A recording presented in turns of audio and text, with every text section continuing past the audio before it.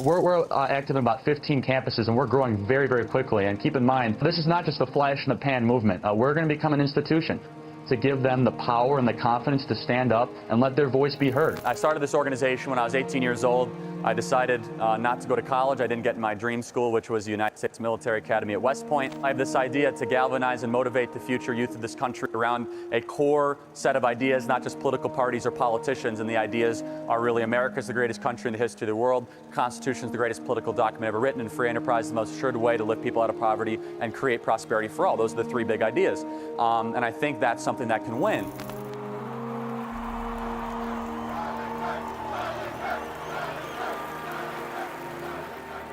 We as Christians are called to go into the public arena to correct error with truth. So I go to college campuses and there's a lot of error. We're all sinners. We all live in error.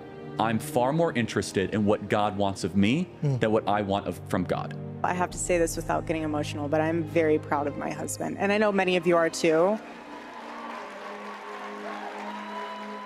You have worked so hard. And I know a lot of you have seen, obviously, his videos on TikTok and all the stuff he does on campus, but no one gets to see him from my angle except for myself and our children.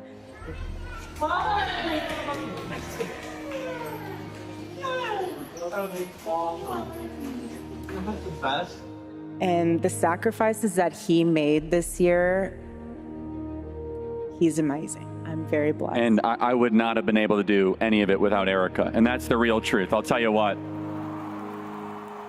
You are here as a grassroots response to the top-down revolution happening in this country. I want our Turning Point USA students to receive a round of applause. These are the freedom fighters of America. The media said that Turning Point could never run a ground game. They weren't experienced. They didn't know Charlie, right? This is the greatest generational realignment since Woodstock. This generation is the most conservative generation that we have seen in well over 50 years, and the numbers show it. What young people especially are screaming at is they say, give me a structure that I can live my life by. And especially with young men, more challenging of them, more saying, you know what, honestly, I'm not gonna talk down to you. Stop being a boy and become a man. You wanna learn what that means? Come to church and I'll tell you what it means to become a man. Because we have the greatest story ever told. What can I do to save the country? You answer that question every single day because you are doing the work to save this beautiful republic. You are doing something that is bigger than you. If everything completely goes away, how do you want to be remembered? I want to be remembered for courage for my faith. That would be the most important thing. Most important thing is my faith in my life.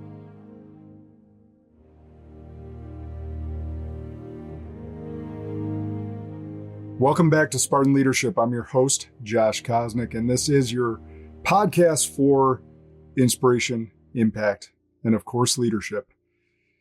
Man, I was all set to do a solo podcast episode today. It was going to be inspirational. It was going to be on leadership. And I'm just not in the mood. This week's different. This week's been heavy. Started off with the slaying of a young woman on a train. And just 48 hours ago, Charlie Kirk gets assassinated. So for me, I don't feel that inspirational today. And this podcast is going to be more about the value of human life and where we need to get back to as a country, as a culture. So let's first start with Charlie and why Charlie's death feels different. This feels different for a lot of people. There's been a lot of vitriol on the internet. Tried to stay away from it as best I can and still keep coming back to it. Charlie Kirk wasn't an elected official, not a president, not a congressperson. He was a 31-year-old husband, father, believer in Christ, and entrepreneur. Like me, like many of you that listen to this show. He was murdered for his convictions, for his words. And that means any one of us could be. I record these podcasts. We do leadership and reviews where we discuss contentious topics. We don't shy away from things that could hurt people's feelings because we have a different perspective. This is something new in America, a line we didn't think we'd cross because of the First Amendment. And so there's this great tweet I want to read to you guys by Konstantin Kisin. Not sure I'm pronouncing the last name right. But I want to give him credit to this because it truly feels this way. It feels like an invisible line has been crossed, a line that changes the rules of the game, and there's no going back. This isn't right versus left anymore. It's good versus evil. It's those who can celebrate an assassination versus those who can't. That is a divide exposed. All 48 hours, all the last 48 hours, I know you've all seen it. Liberals, leftists, celebrating the death of another human being just because they didn't like what he had to say. They call them bigot, fascist, Islamophobic, transphobic, all the is, all the icks. And they can call any of you that as well. But most of you are scared of being called that. He wasn't. See, in my life, I've actually been called racist.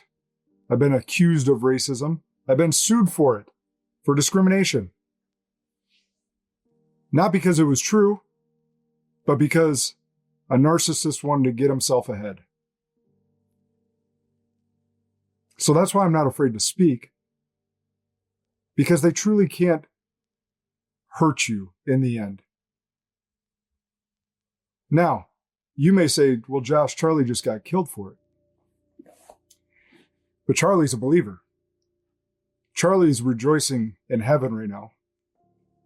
And there's no doubt in my mind that when he got there, he heard the words, "Well done, my good and faithful servant."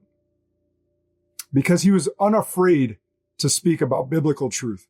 Now, I want to be really clear as well. I didn't agree with everything Charlie said. You shouldn't agree with everything anyone says.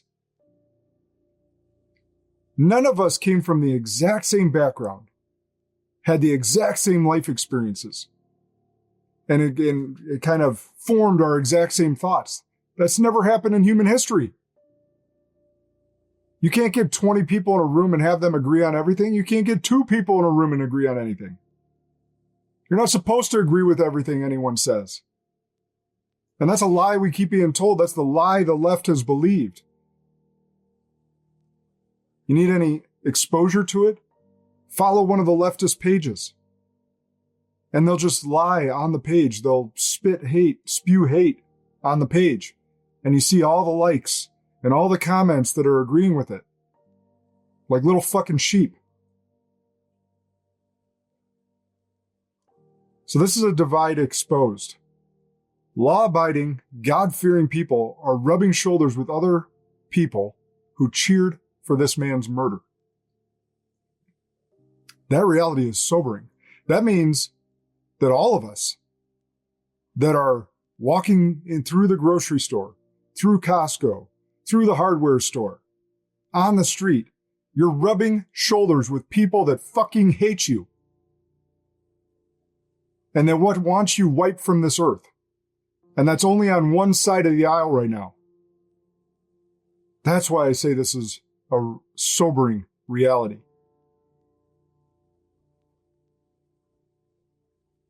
Isaiah 5:20 says, "Woe to those who call evil good and good evil, who put darkness for light and light for darkness, who put bitter for sweet and sweet for bitter."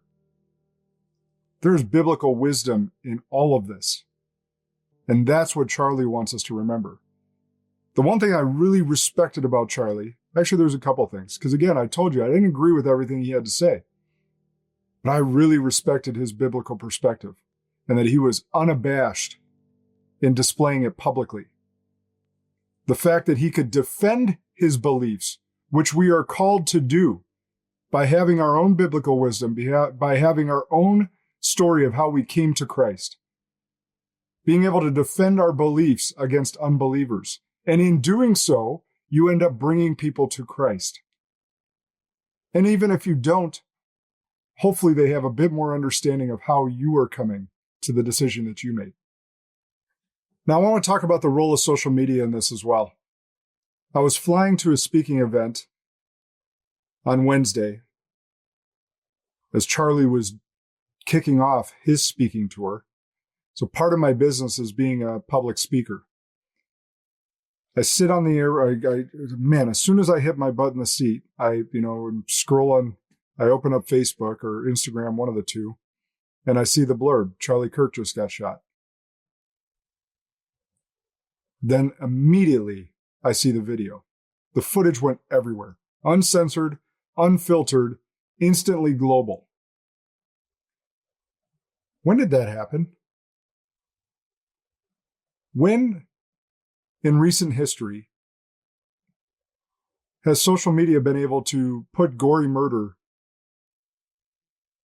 on its platform, uncensored, unfiltered, and spread like wildfire? It happened with the stabbing of the young Ukrainian refugee. We all saw it. And with Charlie, it happened instantaneously. So on one hand, I'm thankful truth wasn't buried. On the other, we're normalizing political executions as content. It's trauma porn. There's a reason they have standards for their platforms that don't put pornography on there, but yet they're putting trauma pornography on their platforms. All of a sudden, there are kids on Instagram. I don't think they should be. My kids aren't allowed till they're 18 and can make their decisions about social media. But I know many kids and many parents that allow their kids on Facebook, Instagram, TikTok. And kids are scrolling through public assassinations like they're highlights. Our souls are not meant to see that stuff. As an adult, I was horrified. As an adult, that image is still burned in my head. Imagine a kid that hasn't been exposed to anything like that, hasn't been exposed to a major injury and never seen that much blood before. What's going on in their heads? It's trauma porn. And social media companies have some major accountability to have. But that's only going to happen through us pushing back against this, not sharing it for the world to see and for more kids to be exposed to. Philippians 4:8 says, whatever is true, whatever is noble, whatever is right, whatever is pure, whatever is lovely, whatever is admirable, if anything is excellent or praiseworthy, think about such things. None of what we saw on social media, both the shooting and the aftermath of comments, was praiseworthy, admirable, lovely, any of it. It was awful. And everyone saw it.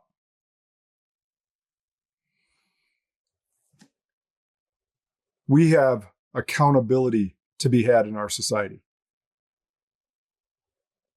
Social media, politicians, all of it. Politicians, media talking heads, you're at the top of the list. Your rhetoric, your dangerous rhetoric, over and over again, calling for people's heads that disagree with you. This is on you. His blood, his family's tragedy, it's on you. And I've said this so many times on this show that the people are the power only when we can come together. They keep us divided, they retain the power. And this was a divisive action. And how we respond to this divisive action, to this tragedy, it's going to tell a lot about our culture moving forward. There is gospel in this tragedy as well, and Charlie would want it that way. It's interesting when tragedy happens, some of the data that comes out of it. So there's a claim that more people have heard the gospel through Charlie's death than any single moment in history. It's crazy to think about. Billy Graham filled stadiums, but he didn't have an instant global reach because he didn't have social media back then. Charlie's death spread across every phone, every feed. Again, the grossness of it, but also his clips of spreading the gospel every time he was in public, which was often, every time he was on TV, which was often, every time he recorded a podcast, he was spreading the gospel. In Genesis 50:20, you intended to harm me, but God intended it for good, to accomplish what is now being done, the saving of many lives. The saving of many lives means calling people to Jesus. That was Charlie's biggest mission. His values were God, family, country. He espoused those better than most. What are your values? And if you have similar values, why aren't you speaking up? I want to say this carefully, but very pointedly. Because you've been quiet, because you're afraid of being called an ist or a phobic, some of his blood is on your hands too. Because the strength comes in numbers. The strength comes from all of us being able to use our voice and use our voice for truth. But you were too afraid. You were too afraid to say what I'm saying right now. You were too afraid that your neighbor may not like what you said. You were too afraid that some fat ass in their basement eating Cheetos and Hot Pockets was going to say a bad word about you on the internet. And so you kept quiet and let Charlie do the work. Let a few people do the work. And that's why evil people can single people like Charlie out. Because you didn't do the work. You didn't use your voice. So yeah, it may hurt to hear, but some of his blood is on your hands too. Now, what are you going to do about it? There's justice and there's vengeance. And I've seen a lot of posts, a lot of people posting about both. Some are calling for vengeance. Even Charlie's rivals, like Dean Withers, mourned him, and he was attacked for it. I didn't even know who this Dean Withers was. I didn't know it. I had never heard of him. But he's got a big platform, and he was Charlie's staunchest critic. They did not like each other.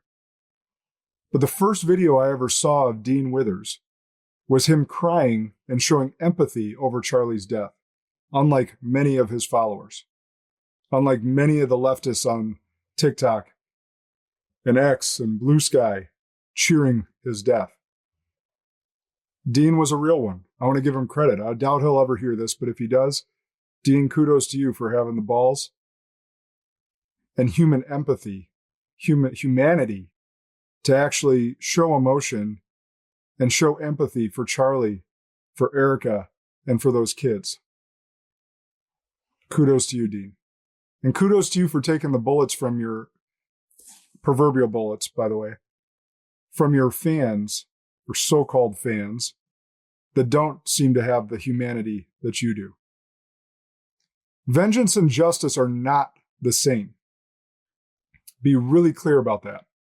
Justice is coming in the form of this shooter, this killer, getting held accountable to the crime he committed. Vengeance is much different. Vengeance isn't the work of the gospel. Romans 12:19 says, "Do not take revenge, my dear friends, but leave room for God's wrath. For it is written, 'It is mine to avenge, I will repay, says the Lord. As much as we hate this, as much as I hate this, it's God's plan. He has a plan. He has a plan for you. He has a plan for Charlie's family. He has a plan, certainly, for that murderer. Vengeance is God's. Remember that. It is not wrong to have vengeful thoughts. I've had them in my life. It is wrong to act with vengeance. Justice restores order. Vengeance multiplies chaos. And we are at a teetering point in this society. When I said that invisible line's being crossed, we are at a teetering point of chaos. Absolute and utter chaos. I had people texting me, hey, where's the best place to get a gun? I had people texting me, asking me why I hadn't spoke up yet. They wish I said more. Well, let me speak to the people that texted me that. Where were you? Where's your voice?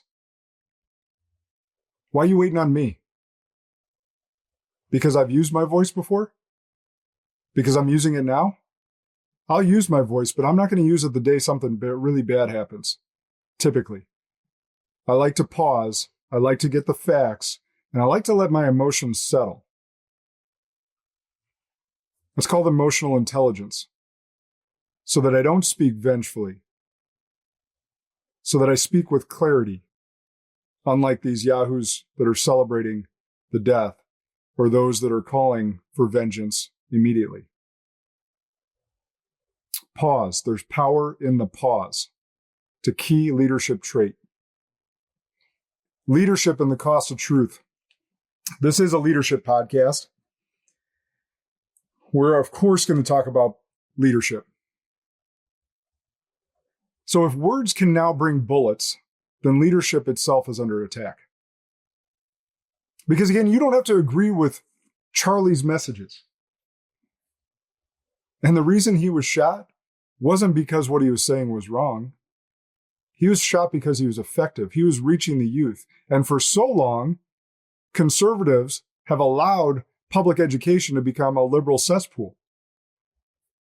This is the other problem. You went to work. I went to work.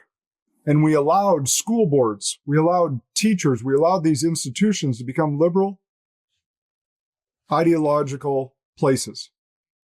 Just came out today. This kid comes from a Republican family. His dad was law enforcement for almost 30 years. They go to church. They have conservative values. They believe in God. This kid goes to school for a year. I think it was just a year, right? I think it was just a year. He was excited, got a scholarship. He's on Discord sending messages and getting in with his roommate who is an Antifa member. That just came out. Should you send your kids to college?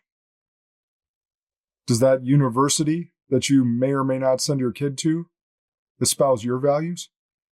Because I put this post out every year. Every time school is going to start, put out a public service announcement. And I said, and it's to teachers. And I said, teachers, if your kids know your political ideologies, you're not teaching them how to think, you're teaching them what to think.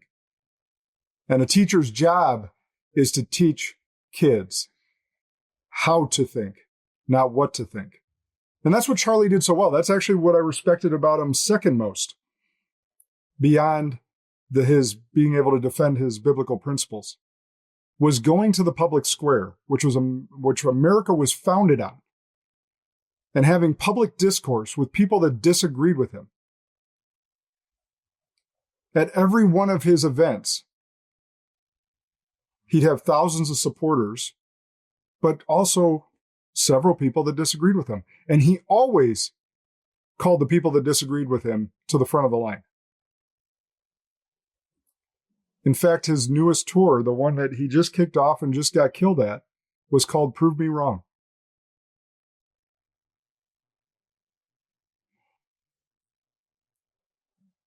Parents, pastors, leaders of faith, anyone who speaks truth is in the crosshairs. In fact, I heard it put this way: when you get close to the gates of hell, it gets hot. It was hot for Charlie. He went closer to the gates of hell than any of us. He went into hell's armpit, into the campuses, where it's 99% liberal teachers, 99% of people who disagreed with him. And he was able to reach and have public discourse in a respectful manner. And again, you don't have to agree with his viewpoints, but the way he went about it was very admirable. He got into the crosshairs literally and figuratively. And it didn't have to happen that way. Joshua 1:9, have I not commanded you?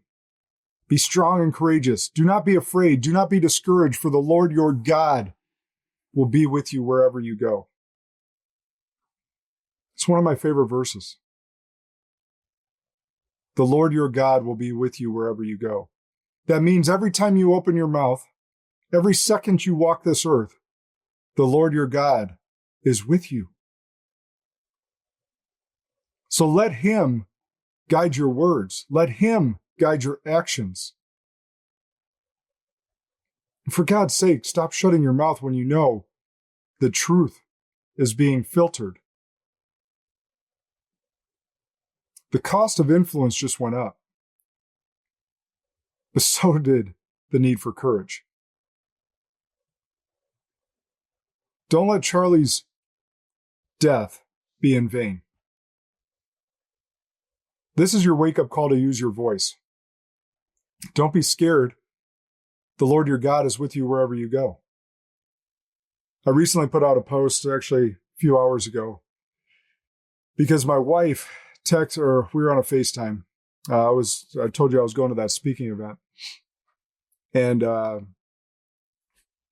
she was emotional as well. Our oldest daughter who followed Charlie. She liked Charlie, liked how he engaged students. She asked me point blank, are you safe when you speak? I didn't have an answer to the question. My answer was, and still is, I don't know. Because I can't know. I'm not famous like Charlie. We have this platform. I speak on stages. But I don't have that huge name that he did. But I do speak openly, truthfully, and I do touch on controversial topics like this. So I don't know. But what I do know is the Lord, my God, is with me wherever I go. That's what I do know. And so I'm going to keep speaking boldly for his name. I'm going to keep speaking truth to evil. And I'm going to keep being my authentic self and not shutting up and not being afraid to be called an ist or a phobic. Those words hold no power anymore. They've overplayed their cards. You got to realize this. Those words, those names they want to call you, they've overplayed their hand. It's over. There's nothing to be afraid of those words anymore. In fact, when you were a kid, I'm sure your dad or mom taught you like mine did, sticks and stones may break my bones, but words will never hurt me. I want you to remember that. And use your dang words. Because if they weren't scared of your words, they weren't scared of us speaking truth to evil, they wouldn't try so dang hard to shut us up. Charlie's death is first a tragedy for his family. Let's get that straight. The fact that his family was there, his wife, his kids, many people that he would call friends. Obviously, his security team were his friends. His employees were his friends. It's a tragedy. I've been praying for them nonstop. I can't imagine. I can't imagine my wife and my kids seeing me get shot on stage. It's reported his daughter, his 3-year-old daughter, beautiful little girl. It's hard for me to get out because I have 3 little girls.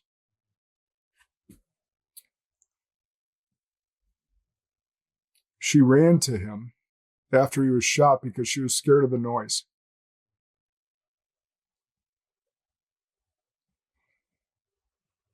And now she has to grow up without a dad. Erica moves on without the love of her life.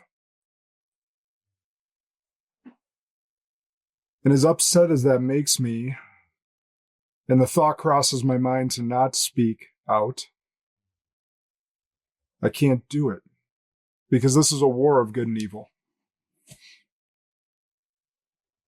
I'm going to be on the right side of it. So as much as his death is a tragedy for them, it's also a tragedy for our culture.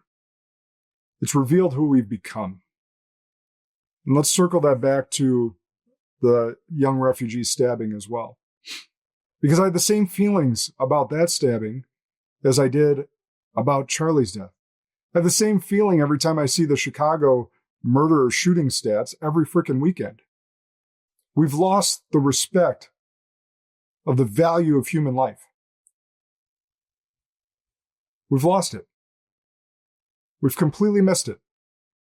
We've allowed judges in our judicial system to throw evil back out on the streets, to do more evil under the guise of mental health, under the guise of they're fucking oppressed. Evil is evil. You hurt someone else in the society, you deserve the maximum extent of punishment. We don't deserve to not be able to walk down our streets. We don't deserve to not be able to go into certain parts of town. It's our tax dollars paying for it.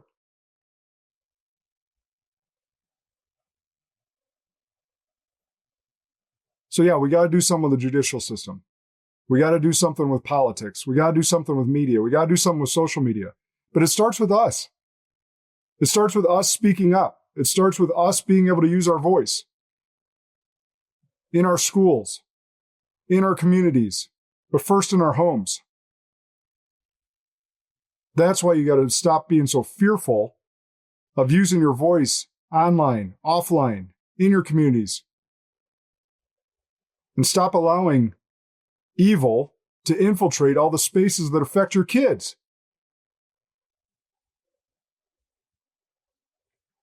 John 8:32, 8:32. Then you will know the truth, and the truth will set you free. The question, will we choose bitterness and vengeance, or clarity, courage, and justice? That's the question.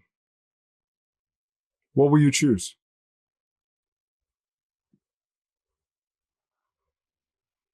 All right.